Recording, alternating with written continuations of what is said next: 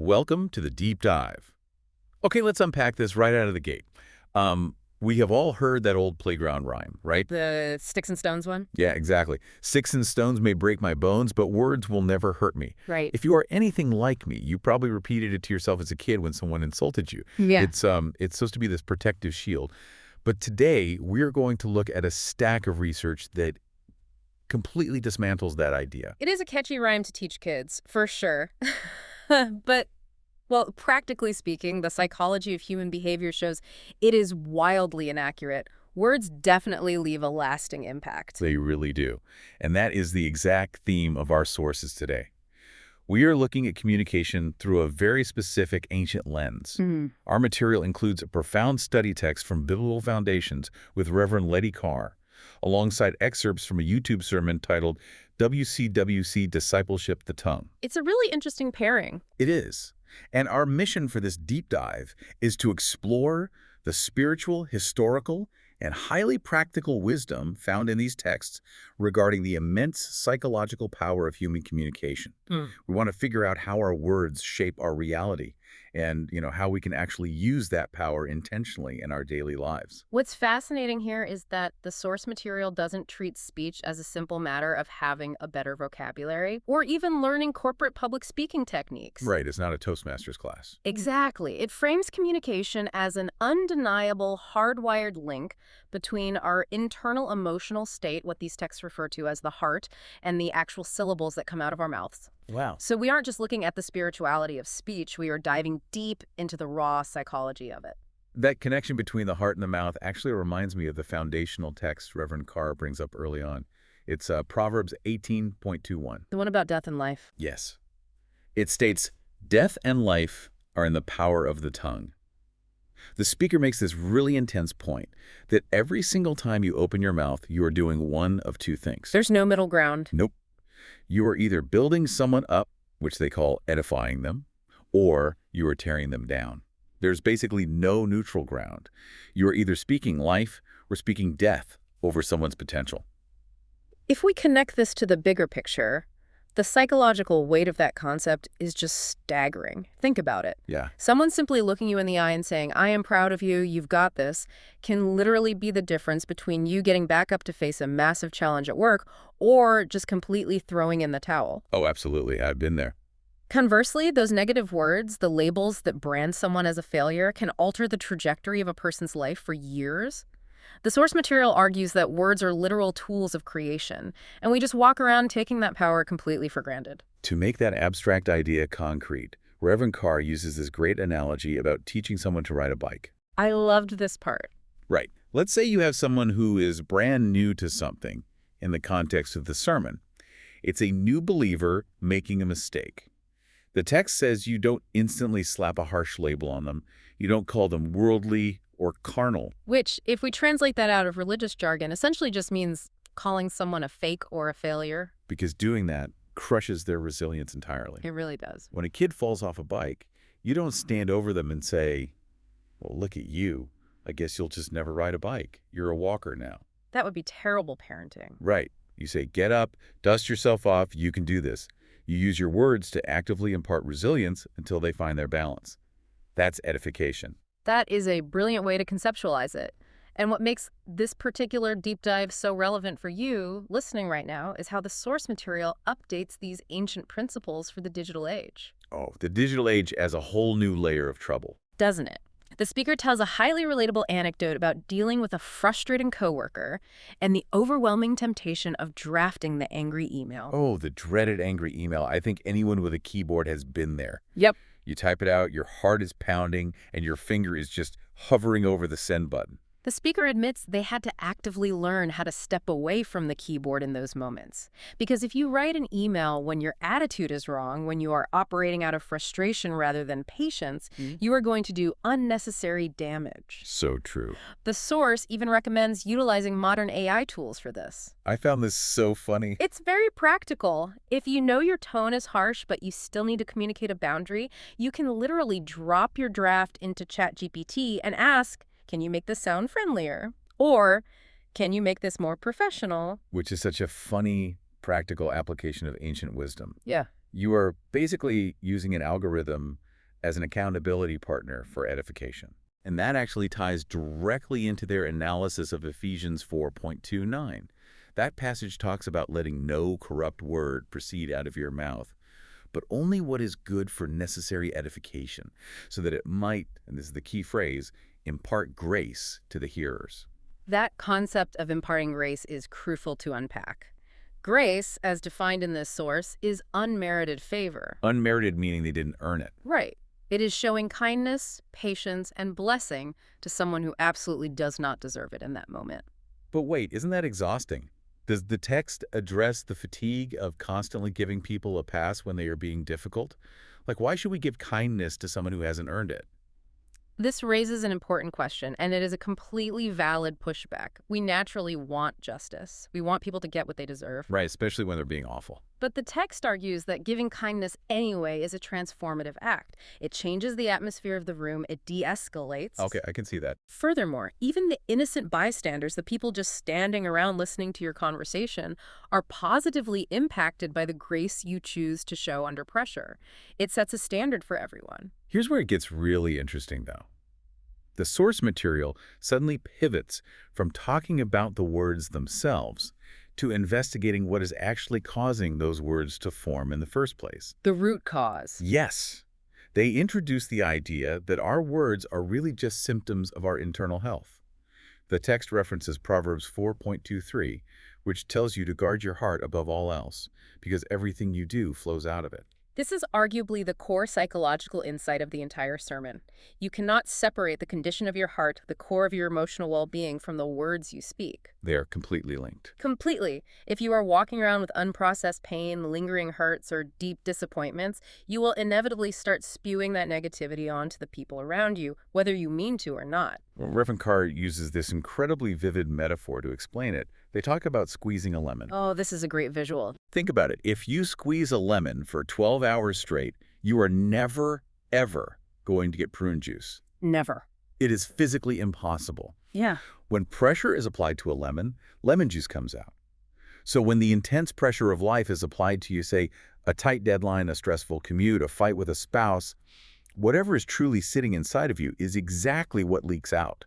It is a stark image, and it completely strips away our usual excuses. It really does. It means that when negativity, anger, or toxic sarcasm comes flying out of your mouth during a stressful moment, it is acting exactly like the check engine light on your car's dashboard. Oh, that's a brilliant way to look at it. When that light illuminates, it means something is fundamentally broken under the hood. You wouldn't just put a piece of tape over the dashboard light and keep driving. Yet that is exactly what we do with our emotions. We do. We ignore the warning signs. And the source makes a very firm point here. You cannot excuse toxic communication by leaning on your trauma. You can't just throw up your hands and say, well, that's just how I am. You don't know what I've been through. The speaker challenges that mindset directly.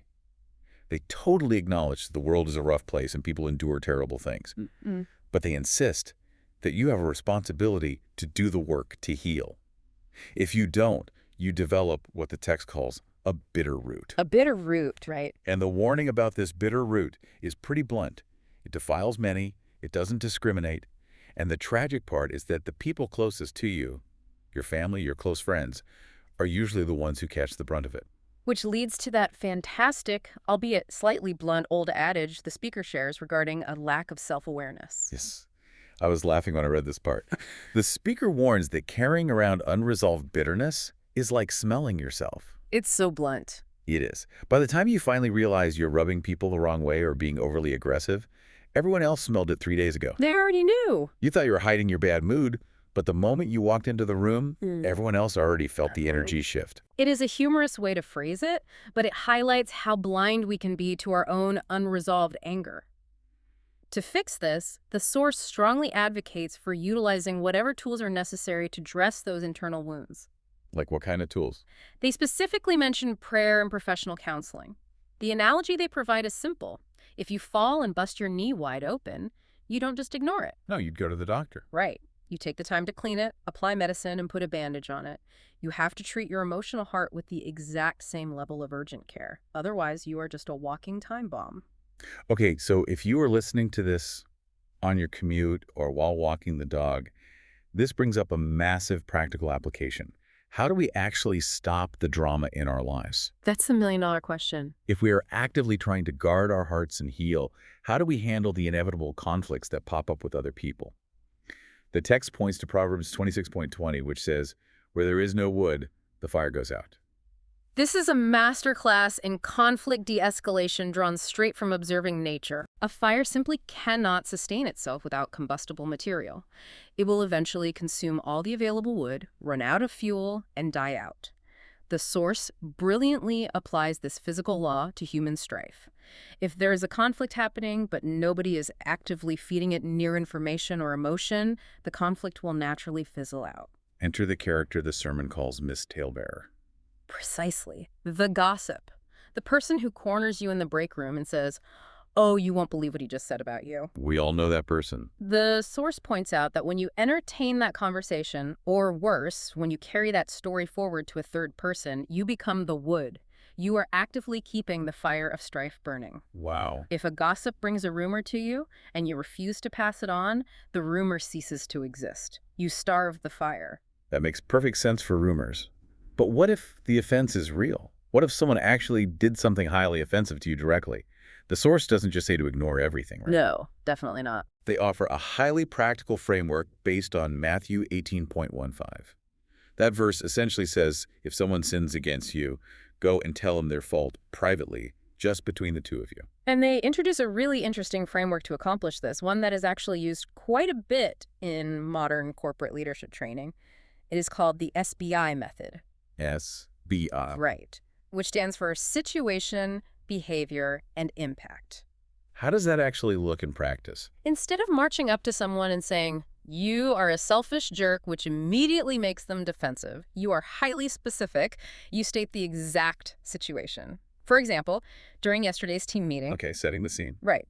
Then you describe the objective behavior. You interrupted me 3 times while I was presenting the quarterly numbers. Just the facts. Exactly.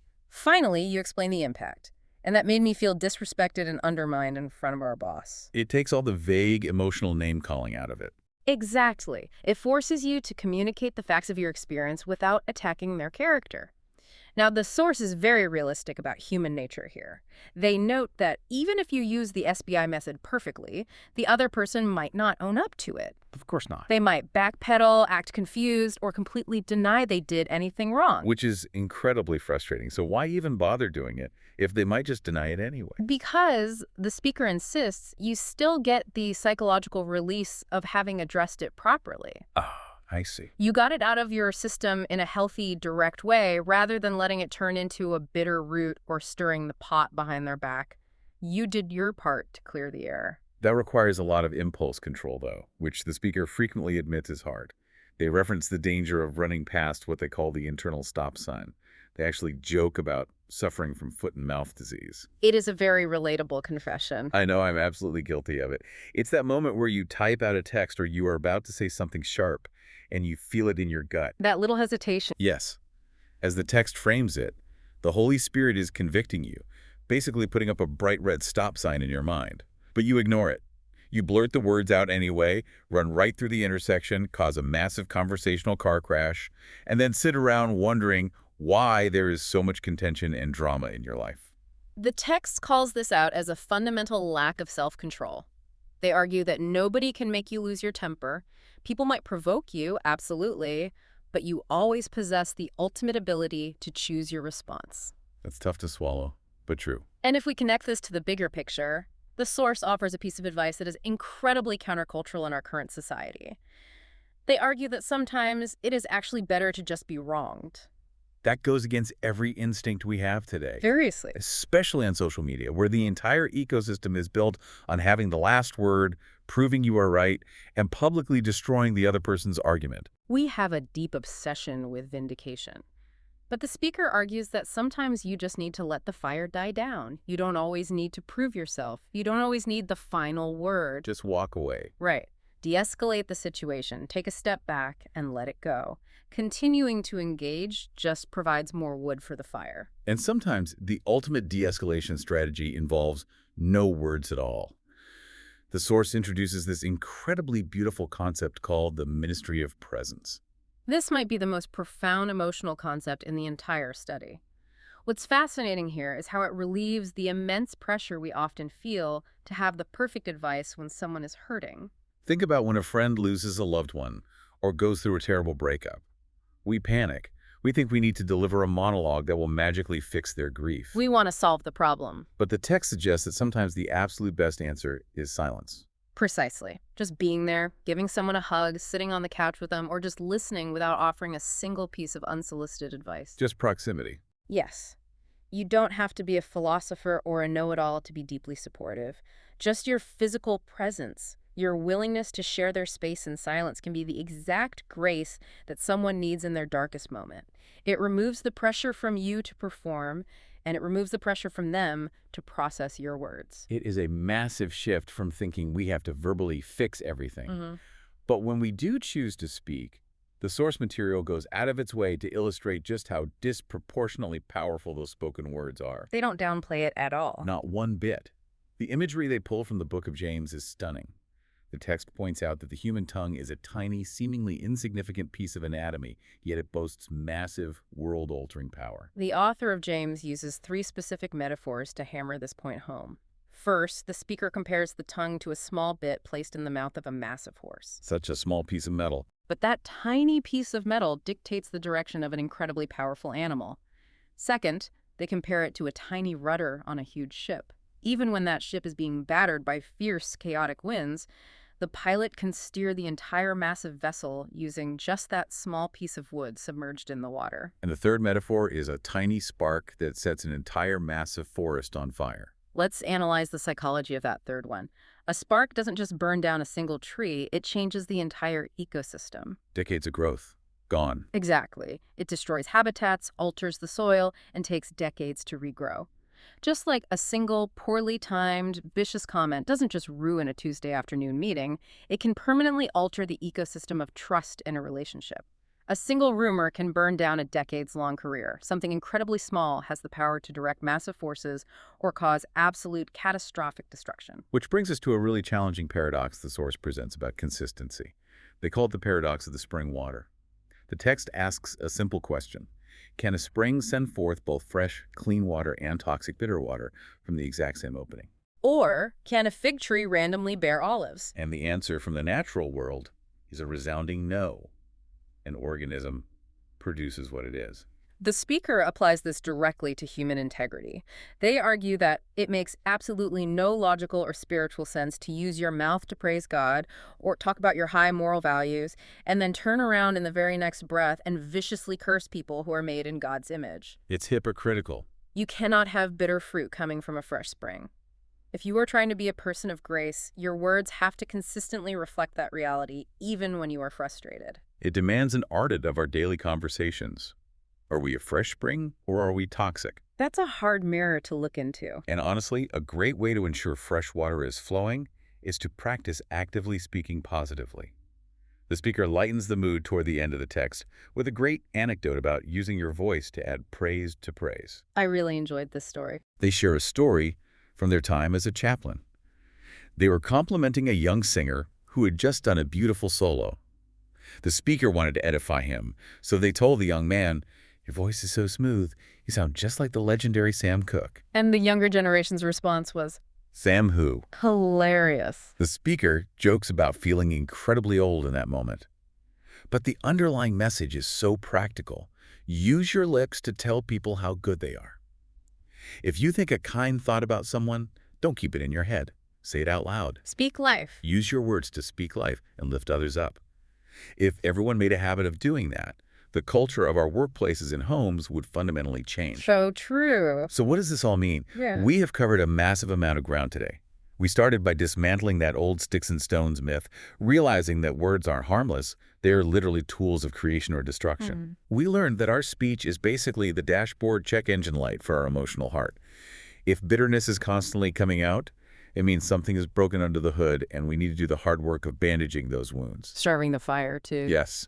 We talked about starving the fire of gossip by refusing to be the wood, and how sometimes the absolute smartest, most gracious communication strategy isn't a clever comeback, but simply the silent ministry of presence. It is a lot to process, especially for you, the listener, navigating an era of constant, instant communication. We are bombarded all day long with opportunities to speak text messages, social media threads, emails, endless Zoom meetings. Never stops. What this source material challenges you to do is to simply take a pause.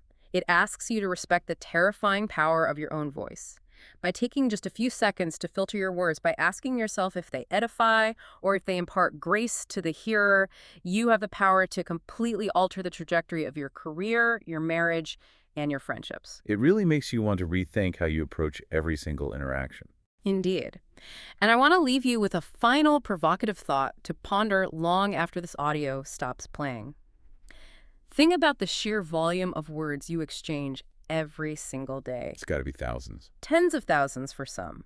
Now imagine if every word you spoke tomorrow literally cost you $1 out of your bank account. But every time you truly, silently listened to someone else, you earned $1. How drastically would your daily conversations change? Would you go bankrupt trying to prove a point and have the last word? Or would you become wealthy in your relationships by practicing the ministry of presence? That is an incredible question to chew on. Thank you so much for joining us on this deep dive into the profound power of human communication. Keep learning, stay curious, and we will catch you on the next deep dive.